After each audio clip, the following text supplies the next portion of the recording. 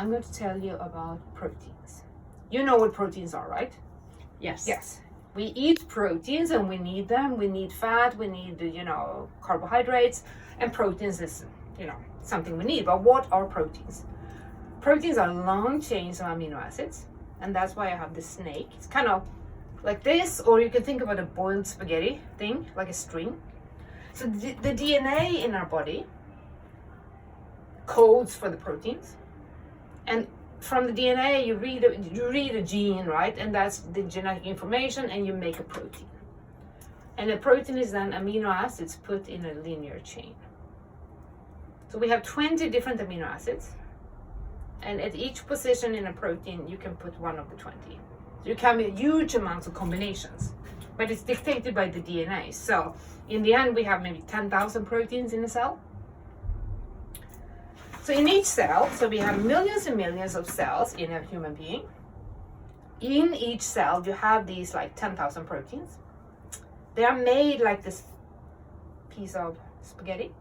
And in order to function, and here's the key, they need to fold up to a compact structure, like a yarn ball type of thing. So you kind of need to roll up. And this puts certain chemistry on the outside. It makes maybe a kind of cavity here. It makes the shape that then makes this protein function in a certain way. Sometimes the proteins like to bind a small metal ion. So then something comes and it binds here, and that gives the protein some certain activity. Maybe doing some chemical catalysis, transferring or changing oxygen to energy in the body, kind of important, or moving around oxygen to the lungs. There's certain things that metals are really good at doing. So this is all good, and this happens in you all the time. I mean, when we eat, all the proteins that we eat, and I like to tell people that too, it doesn't matter what protein you eat, because in your gut, all your protein that you eat is broken down into these pieces, as if I would pull this apart in every step. And then in your cells, you put these pieces together to make this long string. So you can eat any crap protein, it doesn't matter. But then we are making proteins all the time. And most of the time they fold up to whatever function they have. I have different ones. This has another shape. I have more. Here's a funny one. It also has another shape. They do different things.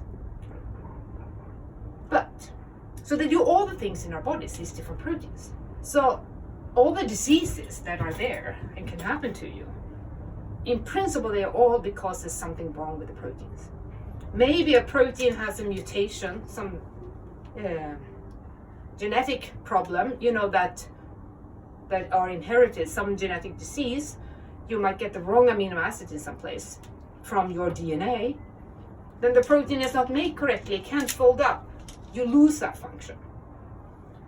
But the key thing, which I do research on, that's the diseases that have to do with dementia, Alzheimer's, Parkinson's, ALS, prion diseases, mad cow disease.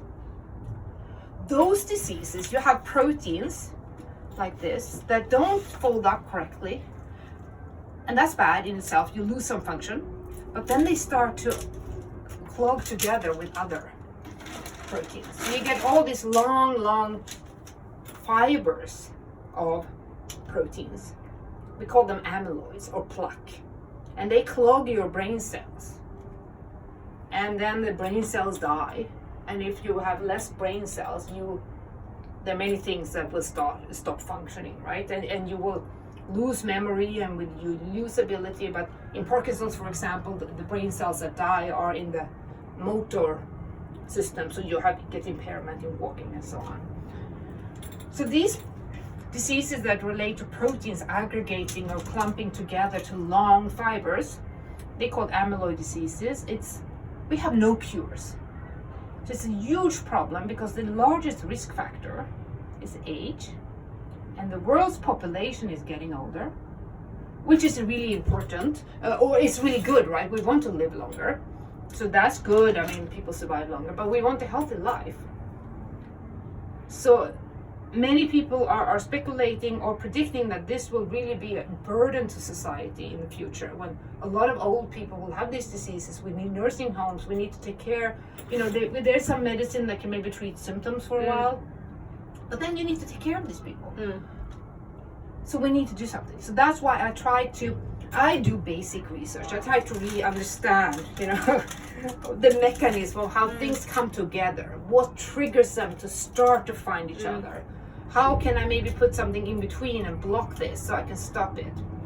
But lots of different researchers need to come together. You need to study the mechanism. We still don't know why you get these diseases. What starts? And when we detect it in people that then start to forget things, and you realize, oh, you have Alzheimer's, it's 10 years too late. You need to detect it before they get sick, because before the brain cells die, right? So it's a huge problem.